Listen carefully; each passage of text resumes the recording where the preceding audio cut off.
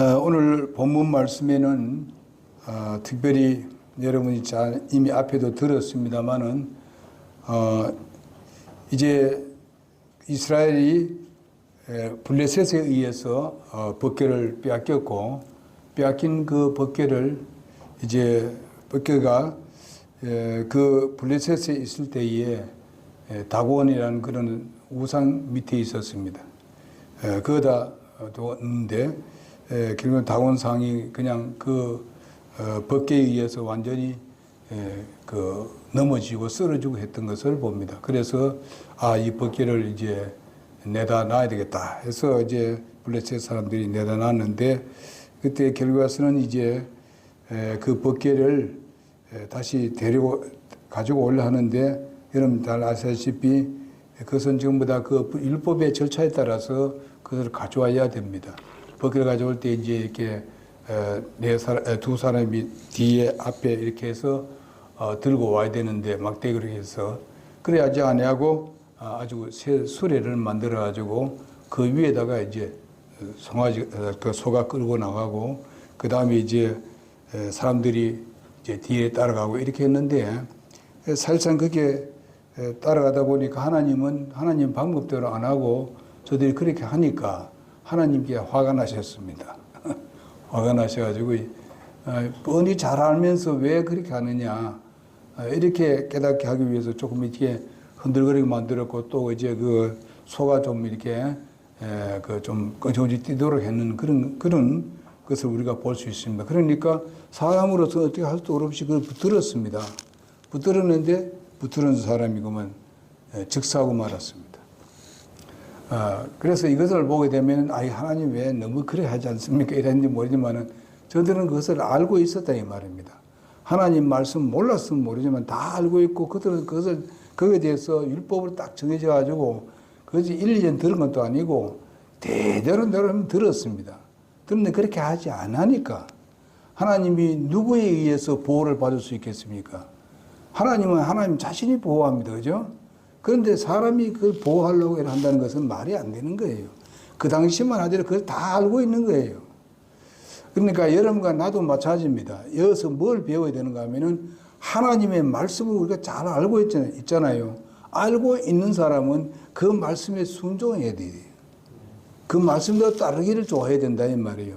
자꾸만 거기서 빗나가지 말고 말씀을 떠나지 말고 하나님 말씀 진리인데 분명히 이게 진리 확실한데 자꾸 진리를 떠나서는 안 된다 이 말이에요. 그러면은 문제가 일어난다는 거죠.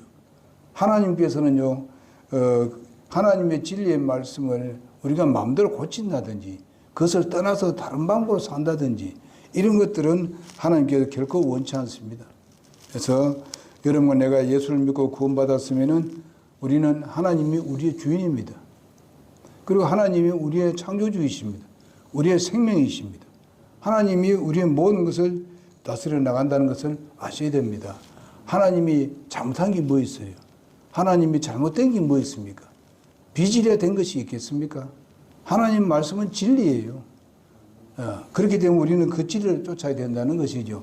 비록 내 생각이 좀 다른 것이 있고 이 정도면 내가 하나님 돕지 아니할까? 이러면 하나님 더 좋아하지 아니할까? 하지만은 더 좋아하지 하는 것보다 그 좋아하지 아니할까? 그것을 갖다가 하나님 말씀에 비춰봐서 아무리 더 좋아하는 같이 생각한다 하더라도 하지 마라 이게 진리가 아니면은 무슨 말인지 아시죠? 참 그 죽은 사람에 대해서는 우리가 마음이 아픈 얘기입니다만은 그러나 알면서 그렇게 했을 때 하나님은 그들에게 징계를 내렸습니다. 왜냐하면 그 뒤에 또 사람들이 또 그럴 수 있기 때문에 그렇습니다. 그러니까 그것을 보여줬습니다. 그러니까 다윗이 그렇게 하는 거 보니까 도저히 가지고 올 수 없지 않습니까? 이거 잘못하면 큰일 나겠다. 다윗이 좀 염려가 되었습니다. 근데 오벳 에돔의 집에다 이제 그게 갖다 놨잖아요. 그런데 오벳 에돔의 집은 거기는 그 제사장 소위 말하면 제사장 쪽으로 이제 그쪽에 레위 지파 사람들입니다. 근데 좀 여러 잘 못 사는 사람들이죠. 좀 어렵게 사는 사람인데 그것 딱 같으면은 법궤에 들어가서 그 사람 잘 이렇게 안장을 시켰다 이 말이에요. 그러니까 이제 레위 지파니까 잘 알겠죠, 그죠? 잘 아니까 잘 관리했다 이 말이죠. 하니까 하나님께서 그냥 거기에 놀라운 복을 주셨습니다. 그 놀라운 복이 소식이 누구한테 듣겠는가 하면은 바로 다윗에게 듣겠습니다. 그 다윗이 그런 분이 아니구나. 하나님께서 그 무서운 분이 아니구나. 잘하면 되는구나. 이렇게 생각하고 지금 다윗은 이제 법대로 지금 하는 겁니다. 법대로. 예. 다윗이 그 몰라서는 아니거든요. 법대로 하는 거예요. 지금 말하면 하나님의 말씀대로 쫓아서 이제 사람을 보내서 데리고 왔습니다. 이제 모셔왔습니다. 우리가 여기서 봤을 때 법궤라는 그 자체 안에 뭐가 있다는 것을 여러분 잘 아시죠? 그 안에 뭐 있어요? 그 안에는 율법이 있지 않습니까? 십계명이 있죠. 그 다음에 그 안에 또 뭐 들었어요? 예, 누구예요? 아론의 쌍난 지팡이가 거기 있습니다. 예. 그건 뭘 말하는 거예요? 그건 또 이렇게 있는데 그것은 뭘 말합니까? 바로 그것은 바로 하나님을 말씀하는 뿐만 아니라 예수님을 상징하고 있습니다. 여러분 쌍난 지팡이는 뭘 말하는 거예요? 예수님의 부활을 상징하는 겁니다. 무슨지 알지요? 예, 그 지팡이가 완전히 메말른 지팡이였는데 그거를 어떻게 했어요? 그게 싹이 나고 다시 살아났지 않습니까? 그 부활을 말하는 거예요. 바로 그 하나님 말씀은 누구를 말하는 거예요? 예수님을 말씀하는 거예요. 이 법궤는 곧 누구를 상징합니까? 예수님을 상징하는 것이고 이 법궤는 곧 하나님을 상징하는 것이고 거기에 하나님의 말씀이 있다는 것입니다. 그렇다면 다윗이 지금 무슨 마음입니까? 이제 그 모시오는 이유가 뭐예요? 다윗은 자기가 위에 이렇게 왕이 된 것은 바로 하나님에 의해서 자기가 왕이 됐다는 것이죠. 그렇기 때문에 그분을 그래도 이제 뭡니까? 성막을 만들어 가지고 그게 좀 안치해야 되는데 그래서 여러분 다윗을 보게 되면은 자기 집이 어떻습니까?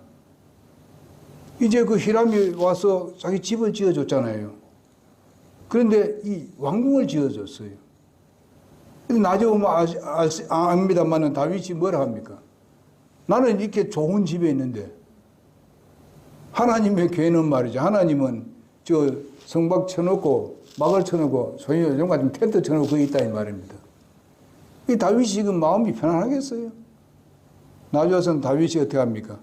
이제 그 성전을 짓겠다고 합니다.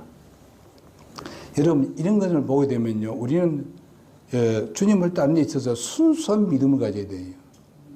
내가 아무리 잘 되고 뭐 잘 됐을 때에 우리는 먼저 뭘 생각해야 되냐면은 하나님을 생각해야 된다고. 내가 좀 잘 돼 나갈 때에 하나님께 감사하자. 응? 그러면서 하나님께서 내게 이렇게 복을 주셨구나. 이렇게 생각하면서 하나님을 더 찬양하고 영광 돌리는 그런 마음으로 나간다면 하나님은 더 번쩍게 해주신다는 사실이죠. 하나님은 항상 자기를 높여주고 또 자기를 높임을 받기 위해서 우리를 다 구원받은 거 아닙니까? 영광을 받기 위해서. 그렇다면 우리가 그렇게 나가면은 하나님께서 복을 주시는 거예요. 세상에서 얻는 그런 복이 아니고 정말 하나님이 고유적으로 가지고 있는 그런 복을 우리가 주시는데 주 안에서 우리가 행복을 누려야 되지 않습니까? 자, 오늘 보게 되면 문제는 무엇입니까? 이제 가지고 들어오는데 그 다윗이 얼마나 기뻤는지 정말 찬양을 하고 영광을 돌리고 헌물을 드리고 춤을 추고 막 이런 마음으로 지금 법궤를 가지고 들어옵니다. 궤를요. 그런데 여기 보니까 그 16절에 나오는 말을 보면 미갈이 창을 내려다보고만 뒤어 다윗 왕이 주 앞에서 뛰며 춤추는 것을 보고 마음속으로 그를 의심적했다고 말씀하고 있습니다. 이 미갈이 사실상 다윗의 그 아내입니다만은 사실상 그걸 억지로 만들어낸 거죠. 사울이 어떻게 했어요? 그 아내를 데려오기 위해서 블레셋에 가서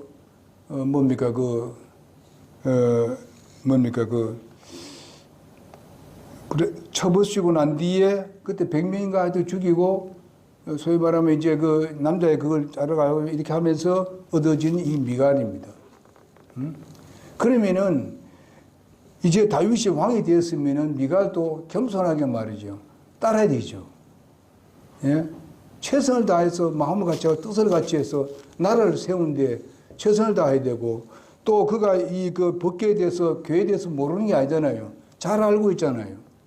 그런데 어떻게 그 교회가 들어오는데 교회가 그것이 바로 하나님이고 하나님으로부터 복을 받아야 되는데 하나님의 복에 대해서는 생각지 아니하고 우선에 뭐 춤추고 이런 데 가지고 자기가 이제는 말이야 내가 왕의 그 왕후가 되었는데 말이지, 우리 남편이 말이야 저런 짓 해도 되겠느냐, 뭐 이런 백성들하고 똑같은 짓 하면 되겠느냐, 뭐 이런 식이거든요.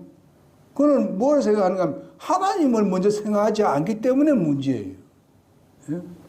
여러분 아무리 다 하더라도 정말 하나님을 위해서 기뻐하고 즐거워하고 정말 이렇게 했을 때 때로는 우리가 너무 기뻐하다 보니까 철없이 나댈 때도 있습니다. 보면요.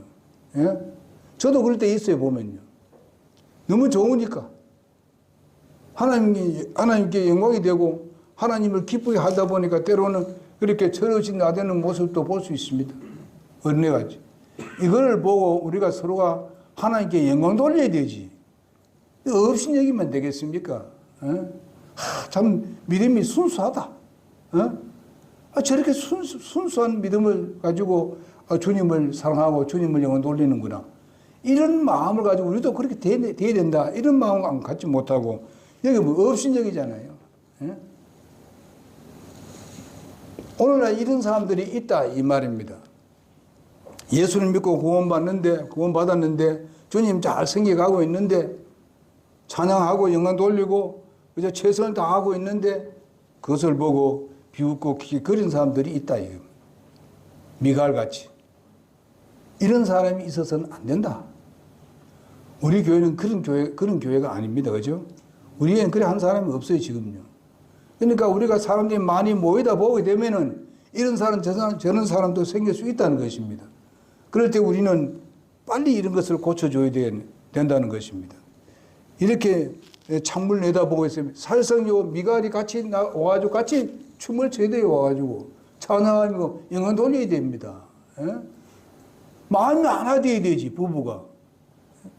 이 왕이 되는데 그저 채통이 하는, 그 채통이 필요합니까? 하나님 앞에서. 사람 앞에서 채통이 필요한 거지. 하나님께 영광 돌리는데 무슨 그 채통이 필요합니까? 하나님은 우리 전체를 요구하고 있습니다. 하나님은 정말 저들의 입에서 나오는 찬양, 정말 주님에게 기뻐하고 즐거워하는 거, 그거 하나님은 우리에게 원하고 있습니다.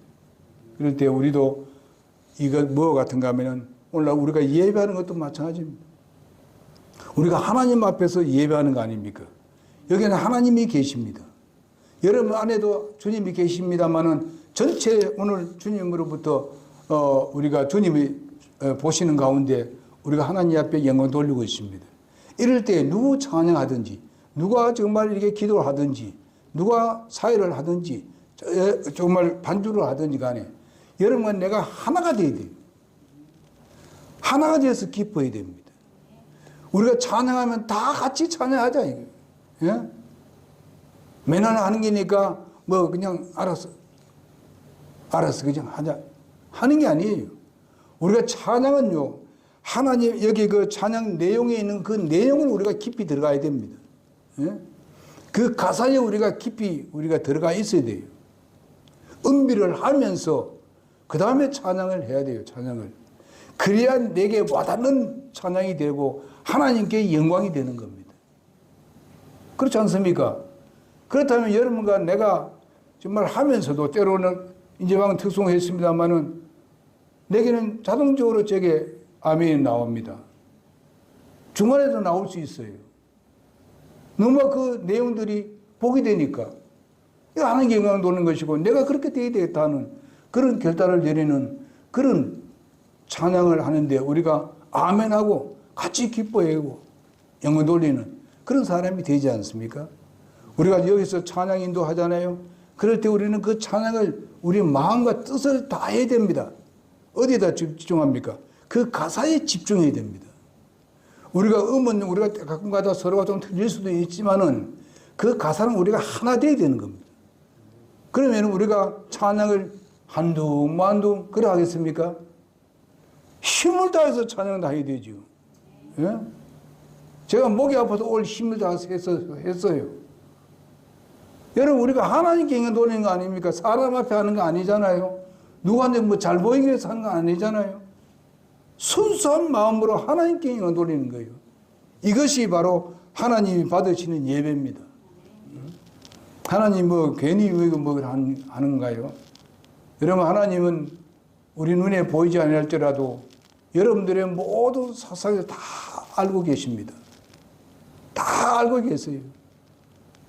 그렇기 때문에 우리는 하나님 앞에 예배할 때 뭐라고 했습니까? 뭐로 예배하라고 했어요? 예? 영과 진리로 예배하라고 했어요. 영. 우리는 내 안에 사사시 살펴보고 있는 영입니다. 그리고 진리는 뭡니까? 거짓 말고 거짓을 하지 마라 이게요. 진리로 하는 거예요. 참으로 하라 이게요. 참되게 예배하라는 겁니다. 지금 하나님은 너를 지켜보고 있다는 것입니다. 영이란 말은요. 영이 없는 곳이 있습니까? 어디든지 다 계시는 거예요. 그런 마음으로 참된 예배를 하라. 그렇게 예수님께서 요한복음 4장 24절에 그렇게 말씀하셨습니다. 우리가 뭐 예배하니까 이거 뭐 맨날 하니까 뭐 이래저래 하면 되겠지 뭐. 예? 그런 거 아닙니다. 우리가 그렇지 않으면 여기에 우리가 예배하러 오는데 쓸데없는 예배하러 옵니까? 그럼 여기 올 사람이 누가 있겠어요? 여러분, 하나님이 함께 하신다는 거 알고 여기서 우리 주님께서 매주마다 그 제자들에게 나타나서 너에게 평강이 있을지어다 약속을 하셨어요. 선언을 하셨어요. 우리는 거듭나고 난 뒤에 그런 평안을 누려야 합니다. 그것을 받아야 됩니다. 그러기 위해서 우리가 하나님을 기쁘게 드려야 되지 않습니까? 미갈과 같이 이런 마음의 자세 가지고 어떻게 하나님께 영광 돌릴 수 있겠습니까? 나중에 미갈 아웃되어버립니다.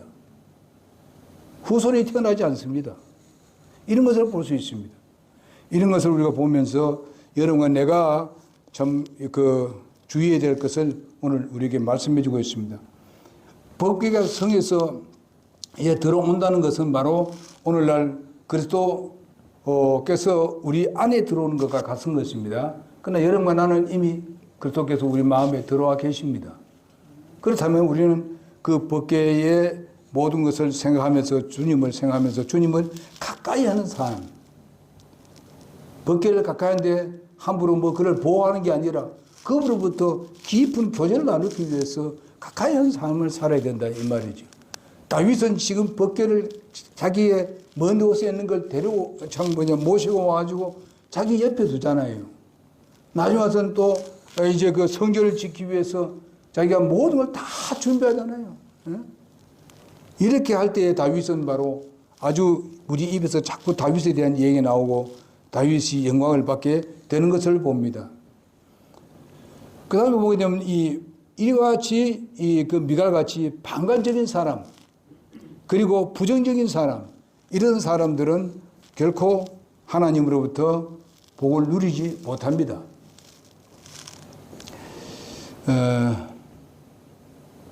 우리가 하나님 말씀을 많이 들어도 그 말씀을 수수방관해버리게 되게 되면은 바로 미갈과 같은 그런 부정적인 사람과 방관적인 사람이 되는 것입니다. 그 다음에 이 다윗의 그 자세를 보게 되면 적극적인 자세를 우리가 볼 수 있습니다. 이 궤는요, 아까도 말씀해 드리듯이 거기에 만나가 들어있고 거기는 아론의 쌍난 지팡이가 들어있고 율법이 들어있는데 만나는 역시 하나님의 말씀을 말해주고 있잖아요. 예수님을 상징하고 있잖아요. 생명의 말씀 이런 걸 다 말씀해주고 있습니다. 그래서 예수님의 그 하나님의 그 궤에 매우 관심을 기울였던 사람이었던 것을 우리가 볼 수 있습니다. 만약에 그렇게 하지 않았더라면 다윗이 아니었더라면 법궤가 거기까지 들어오겠습니까? 그리고 이만큼 관심이 있었기 때문에 법궤를 가져오도록 그렇게 명령한 것을 볼 수 있습니다. 그 다음에 이제 겸손한 자세를 우리가 볼 수 있습니다. 결코 우리가 어린아이와 같지 아니하게 된 하나님 나라를 볼 수 없다는 그런 말이 있습니다. 여러분 지금 다윗이 얼마나 겸손하고 순수하냐 이 말이에요. 자기가 이제는 그 이스라엘 전체를 지배하는 그런 왕이 되었습니다. 통일 왕이 되었습니다. 그래서 자기가 아주 뭐랄까요 교만스러워가지고 이거 사울왕같이 그렇게 했더라면 이 문제가 정말 좋은 문제로 일어났겠습니까? 그렇지 않습니다. 다윗은 아주 겸손했어요. 높아질수록 자기는 겸손했습니다. 아주 어린아이 같이 순수하게. 전에도 제가 말씀드렸습니다만은 여러분 내가 나이가 많거나 적거나 관계없이 예수 믿고 구원받았으면은 우리는 하나님 앞에는 항상 어린아이로 존재하고 있어야 됩니다. 어린아이로. 무슨 지 아시죠? 그러나 세상적으로 보면 우리는 어떻습니까?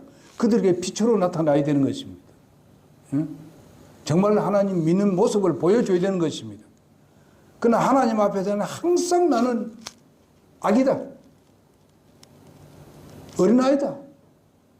어린아이는 항상 자기 부모들에게 자기 어머니에게 항상 기대는 것 같은 나는 당신 없이 못 산다. 나는 어머니 없이 못 산다. 나는 아버지 없이 못 산다. 하는 그런 마음의 자세를 가지고 하나님과 나와 관계를 맺어야 됩니다. 아멘입니까? 그렇게 할 때 하나님이 제일 기뻐하신다고요. 세상 뭐 내가 좀 뭔데 안다고 해가지고 뭐 하나님을 함부로 판단하고 예수 믿는 사람들 함부로 판단해버리고 우습게 여기고 그래 하면 안 돼요. 하나님이십니다. 그의 주인이 하나님이고요. 창조주 하나님이십니다. 그렇다면 우리는 하나님께 이렇게 겸손된 마음으로 어린아이같이 기대고 말이죠. 부르짖고 말이죠. 이런 사람이 되어야 됩니다. 거기에 하나님 앞에서 무슨 채통 차낸다고 해가지고 이런 자세 가지고는 결코 하나님부터 복을 받지 못합니다. 그리고 여기 보니까 감격적인 신앙이었습니다. 사울의 딸이 미갈이 바로 업신여길 정도로 하나님 앞에서 천진난만하게 춤춘 이 다윗의 행동은 바로 확실히 그의 감격적인 신앙을 나타내 보여주는 것입니다. 너무나도 감사하다. 그 오벳 에돔의 집에서 복받는 그런 모습을 보니까 야 이것이 말하면 우리나라에 들어와서 우리나라를 위해 차 다스리니까 그렇게 조심하면 얼마나 좋을까. 그런 간절한 마음으로 지금 그분을 모시고 있습니다.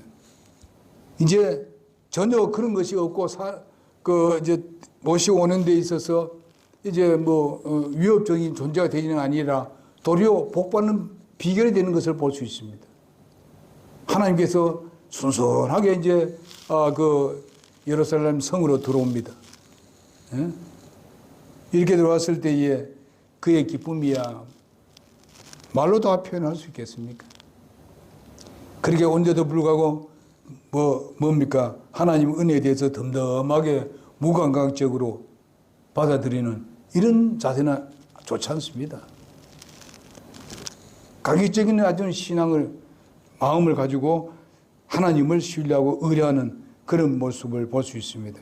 우리가 하나님의 말씀을 들을 때에 정말 하나님의 말씀을 들어야 되는 겁니다. 하나님의 말씀을 들을 때에 하나님의 말씀을 우리가 기쁨으로 받아들여야 되는 것입니다. 하나님 말씀을 우리에게 와닿을 때에 하나님 감사합니다. 때로는 하나님 말씀이 나를 찌르는 그런 말씀도 있잖아요. 그럴 때에 하나님 내가 이런 부분을 잘못했습니다. 솔직하게. 그러면서 하나님에게 어떤 정말 내 마음의 자세에 있어서 감격적인 그런 마음을 가지고 주님 앞에 반응을 해야 된다 이 말입니다. 이런 반응을 보여야 된다. 그냥 와서 이거 그냥 와서 예배하니까 어떡하고 와서 이런 식으로 하게 되면 무슨 예배가 되느냐. 하나님 기쁘긴 되겠습니까? 우리는 뭔가 마음에서 분명히 반응을 보이는 사람이 되어야 되는 것입니다. 바로 이게 다윗은 그런 감격적인 신앙을 가지고 있었던 걸 볼 수 있습니다. 그 다음 마지막으로 보니까 준비하는 신앙입니다. 우리가 예배를 위해서 마음으로부터 준비하는 이것은 굉장히 중요합니다. 다윗이 이제 그런 그 사람이 죽고 난 뒤에 이제 그 후로부터 그분을 모신 데 있어서는 어떻습니까? 바로 아주 준비해서 아주 세밀하게 준비했습니다. 그래서 하나님의 말씀이 있는 그대로 그 절차를 밟아가지고 모시고 왔습니다. 이것이 중요한 겁니다. 우리가 예배도 마찬가지입니다. 절차 이런 것들을 우습게 여기지 말자는 겁니다. 예? 모든 하나하나 예배하는 이 절차들을 전부 다 소중하게 여기게 됩니다. 이건 다 하나님께 드려지는 것이다. 그런 마음의 자세를 가지고 우리는 준비를 해야 되는 것입니다. 찬양도 그렇고 기도도 그렇고 우리는 항상 그런 준비의 자세를 가지고 주님 앞에서 경배드리고 찬양하는 이런 예배가 하나님이 받으시는 예배고 하나님께서 오늘 여러분에게 주시고자 하는 복의 비결입니다. 그래야만이 우리가 주님으로부터 은혜와 복을 누릴 수 있습니다. 우리 본문에서 생동감 넘치는 신앙을 우리가 살펴보았습니다.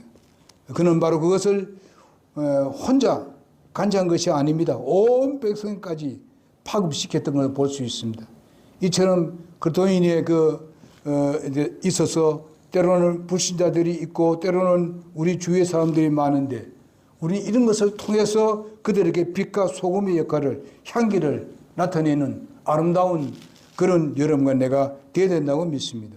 오늘 여기 보니까 마지막에 보니까 19절에 보니까 온 백성이 곧 이스라엘 온 무리에게 여자와 남자를 막론하고 각 사람에게 빵 한 덩이와 상당한 양의 고기 한 조각과 포도즙 한 잔씩을 나누어 주매 이에 온 백성이 각각 자기 집으로 돌아가니라 했습니다. 완전히 잔치를 벌였습니다. 이런 걸 볼 수 있습니다.